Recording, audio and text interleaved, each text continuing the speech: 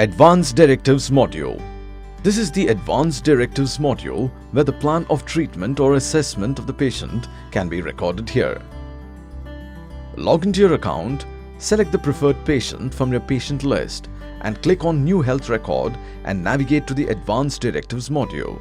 If the module is unavailable, click on the Show More button and select Show Advance Directive. Click on Add icon available and select the preferred option from the drop-down list. Choose Assessment to enter related information. You can enter the assessment details here and click on the Save button to save details. If the doctor feels that this particular assessment could be used in a frequent basis, we provide our users with the option to store them as favorites or templates and use them in future visits. To save favorites, click on the Add as Favorite icon and click on the Save button. You can also use the Add Label button to assign details to labels from existing labels or create a new label. The same details can be stored to multiple labels. Click on Save. Click on the Add icon again and select Plan of Treatment to add details.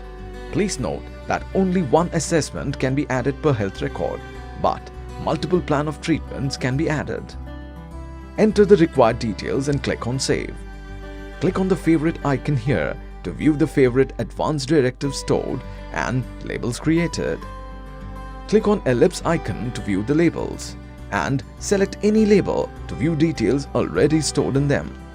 Click on the Add icon to easily import the information into the module. This will enable you to reduce a lot of charting time.